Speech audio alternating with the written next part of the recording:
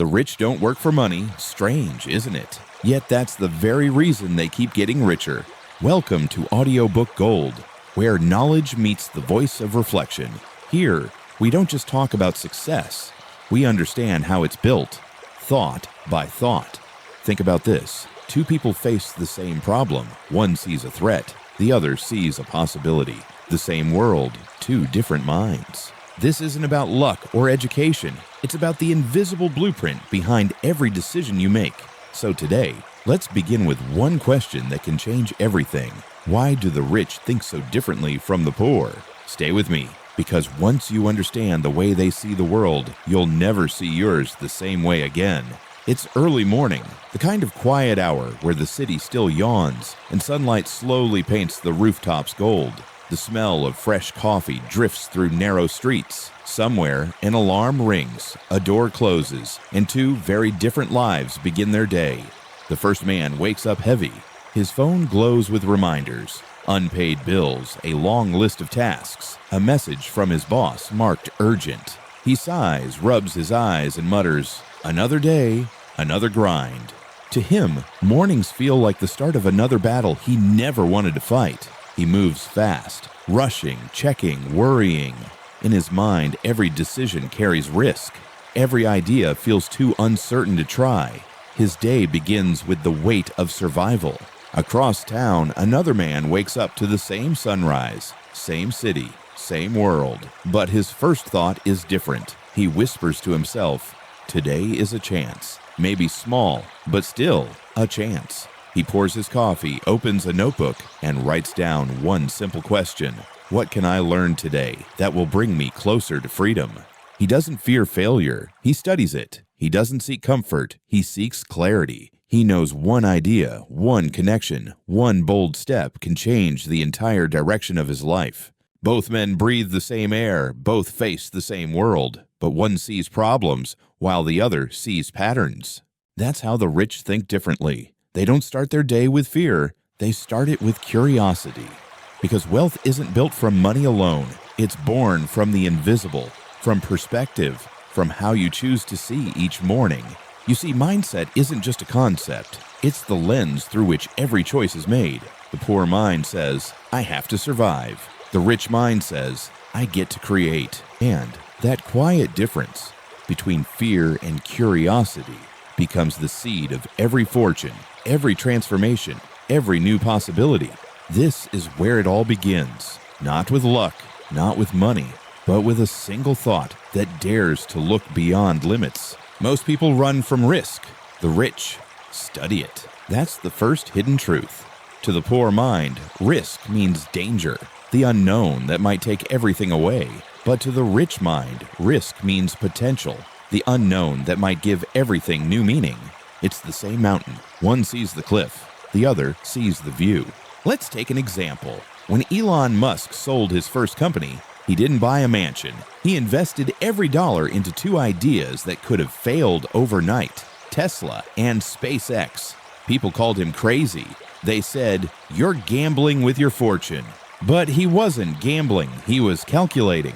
He saw risk not as a threat, but as a path to mastery. You see, the poor mind asks, "What if I lose?" The rich mind asks, "What if I learn?"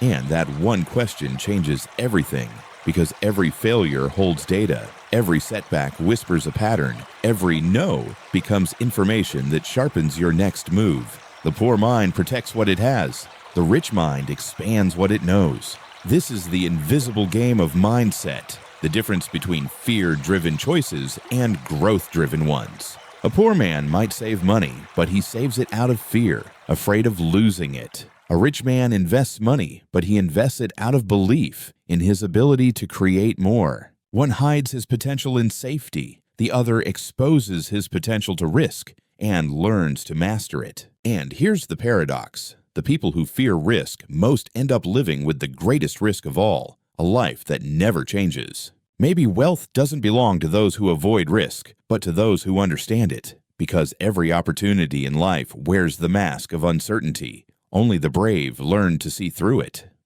If you think money is the goal, you've already lost the game. That's the twist, the moment most people never see coming. The rich don't chase money. They chase mindset because money is just a mirror. It reflects how you think, how you act, how you value time, energy, and growth. The poor work for money. The rich work through money. To one, money is survival. To the other, it's a tool for freedom. This shift doesn't happen in a bank account. It happens in silence, in that private space between two thoughts where you stop asking, "How do I get more?" and start asking, "How can I become more?" That question changes everything.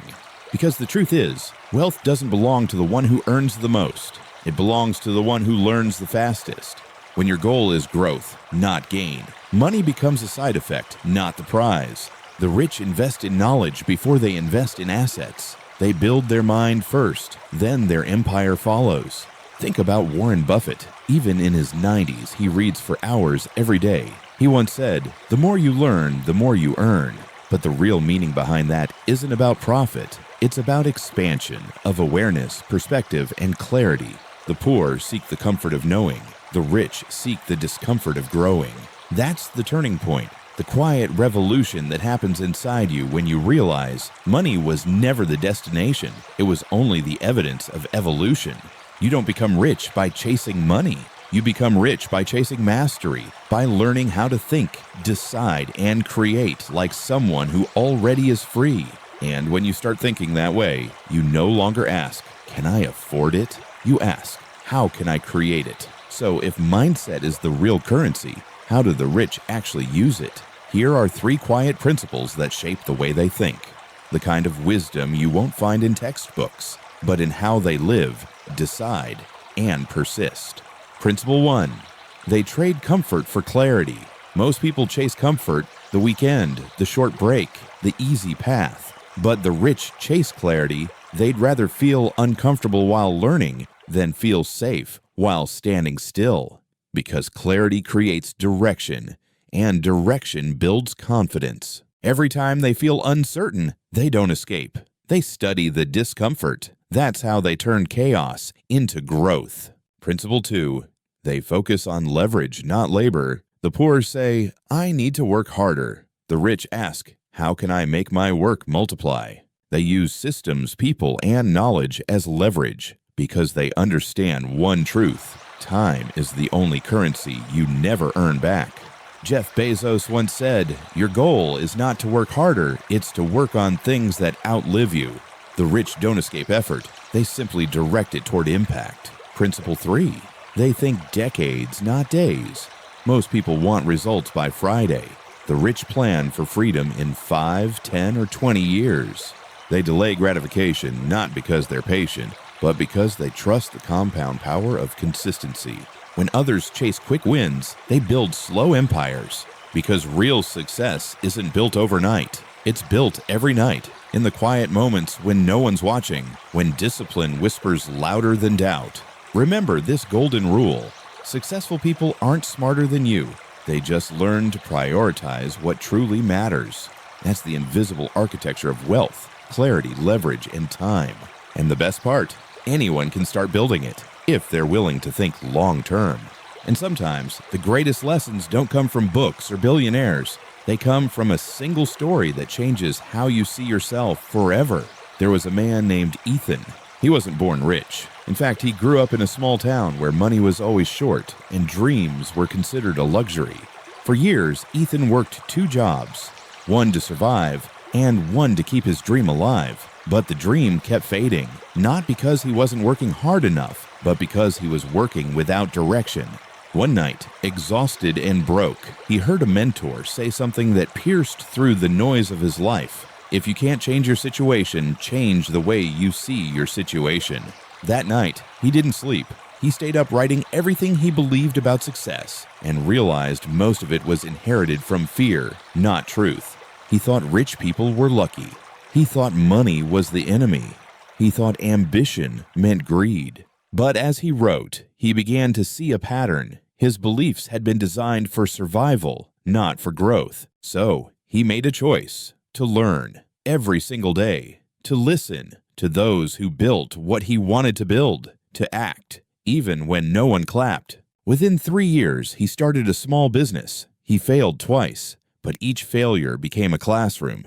And slowly, he grew. Not just his income, but his confidence, his vision, his peace. Today, Ethan teaches others that wealth isn't measured by money, but by mindset, by how you think when life gets hard, and what you choose to believe when no one believes in you. Because the truth is simple. When you change your thoughts, you change your path. The poor wait for proof before they believe. The rich believe first and create the proof. Ethan didn't become a millionaire overnight. He became something better, someone who finally understood the game. And that's how every transformation begins. Not with luck, but with a single decision to think differently. But even after changing how he thought, Ethan learned another truth. That mindset means nothing if you can't master your emotions. The real difference between the rich and the poor isn't how much they earn, it's how much they can stay calm when everything falls apart. You see, anyone can have a vision when life is easy, but it takes emotional strength to keep believing when the plan burns to the ground. The poor react, the rich respond. That's the inner game. It's not about suppressing emotion, but about mastering it, turning fear into focus and doubt into data. When the market crashes, the poor panic, the rich pause, they breathe, they ask, "What can I learn here?" Because emotion is energy, and energy, when directed, becomes power. One billionaire once said, "I don't manage businesses, I manage my emotions, and that manages everything else." The rich know that discipline isn't about doing more, it's about feeling less chaos inside so they can see more clearly outside. When anger rises, they listen. When fear comes, they study it. When doubt whispers, they don't argue, they act anyway. Because success doesn't belong to the fearless. It belongs to those who move forward despite fear. Every emotion is a signal, not a sentence. And once you understand that, you stop being a victim of life and start becoming the architect of it. The poor ask, "Why is this happening to me?" The rich ask, "What is this teaching me?" That small shift turns suffering into strategy and chaos into calm. So, before you master money, master your mind, because wealth will never stay in a place where emotions run wild. Once you learn to master your emotions, the next step is simple: to design the habits that protect your focus and feed your future. If mindset is the seed of wealth, then habits are the soil that makes it grow. Every rich mind you admire, Musk, Buffett, Gates, isn't powered by genius alone. It's powered by consistency. The poor often chase intensity, sudden bursts of motivation, a week of effort, a plan abandoned at the first obstacle. The rich live by rhythm. They don't need to be motivated. They build systems that move even when they don't feel like moving. Their mornings aren't accidental. Their thoughts aren't random. They protect what enters their mind the same way a guard protects a gate. They read more than they watch. They plan more than they complain. They execute more than they explain.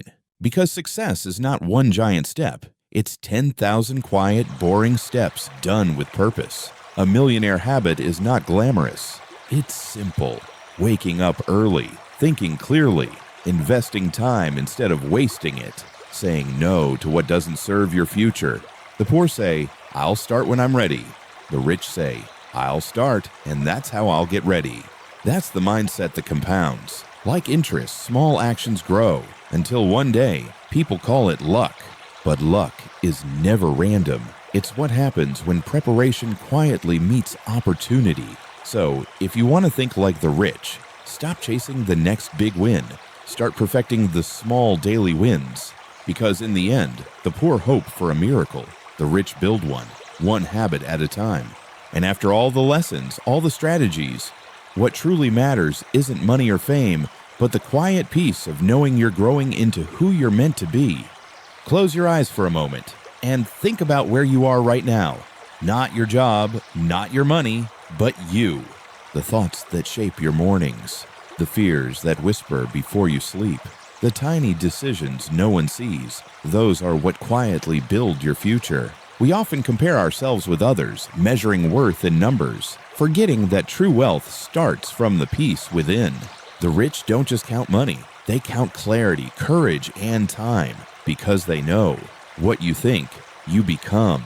Maybe you weren't born into abundance. Maybe life taught you through pain, but that's your advantage, because struggle makes awareness deeper. You've seen what doesn't work.